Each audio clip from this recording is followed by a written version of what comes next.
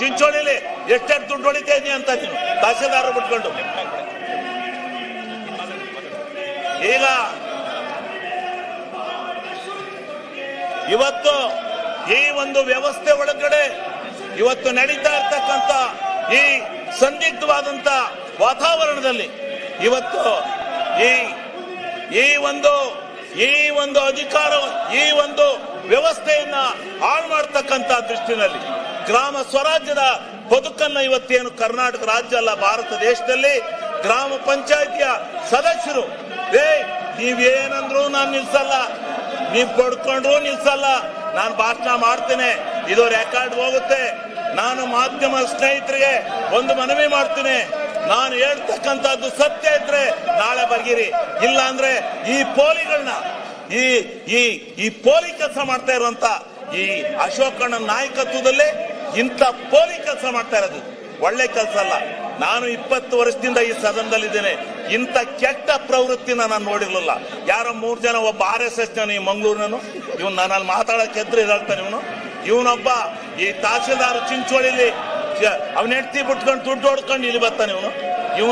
ಇವನು ಭ್ರಷ್ಟರಲ್ಲಿ ಭ್ರಷ್ಟ, ಇವನು ಭ್ರಷ್ಟರಲ್ಲಿ ಭ್ರಷ್ಟ, ಇವನು ಸಲಗಾರ, ಇವನು ಭ್ರಷ್ಟ, ಇವನು ಬಂದಿಲ್ಲಿ ಆಟ ಹಾಕಕ್ ಬಂದಿದ್ದಾನೆ.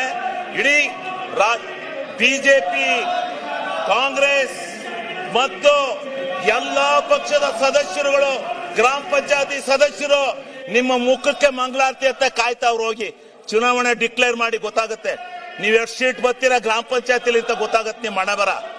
ಗ್ರಾಮಗಳಿಗೆ ಗ್ರಾಮ ಸ್ವರಾಜ್ಯ ಬಂದಿತ್ತು, ಆ ಗ್ರಾಮ ಸ್ವರಾಜ್ಯವನ್ನ ಹಾಳು ಮಾಡಿ ಇವತ್ತು ನೀವು ಈ ಒಂದು ಕೆಟ್ಟ ಪ್ರವೃತ್ತಿಯನ್ನ ಮಾಡ್ಕೊಂಡು ಬದ್ದಾಯ್ತೀರಾ. ಇದರಿಂದ ನಡೀತಾ ಇರ್ತಕ್ಕಂಥ ಈ ಒಂದು ವ್ಯವಸ್ಥೆ ಒಳಗಡೆ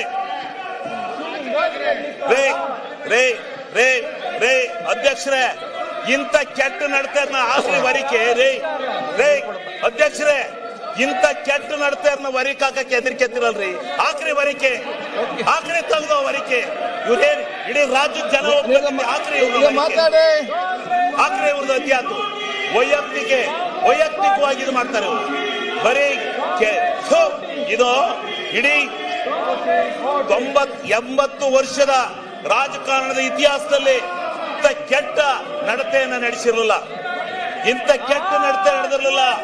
ಮಾಡೋರು ಧರಣಿನ, ನಾವು ಮಾಡಿದ್ದು ಧರಣಿನ, ಅಗೋರಾತ್ರ ಮನಗಿದ್ದು, ಇಂಥ ಅಯೋಗ್ಯ ಕೆಲಸ ಮಾಡಿರ್ಲಿಲ್ಲ ಯಾರು.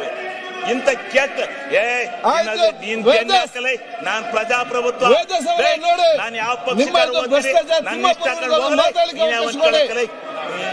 ನೀನಾವನ್ನ ಕೇಳಕ್ಕೆ ಗ್ರಾಮ ಸಭೆಯಲ್ಲಿ ನಿರ್ಣಯ ಆಗ್ತಾ ಇತ್ತು, ಗ್ರಾಮ ಸಭೆಯಲ್ಲಿ ನಿರ್ಣಯ ಆಗ್ತಾ ಇತ್ತು, ಗ್ರಾಮ ಸಭೆಯಲ್ಲಿ ನಿರ್ಣಯ ಆಗ್ತಾ ಇತ್ತು. ಗ್ರಾಮ ಸಭೆಯಲ್ಲಿ ಏನು ಆ ಗ್ರಾಮದ ಆಡಳಿತ, ಆ ಗ್ರಾಮದ ಅಭಿವೃದ್ಧಿ ಕೆಲಸಗಳು, ಅವನ್ನ ನಿರ್ಣಯ ಮಾಡ್ತಕ್ಕಂತ ಒಂದು ಕಾನೂನನ್ನ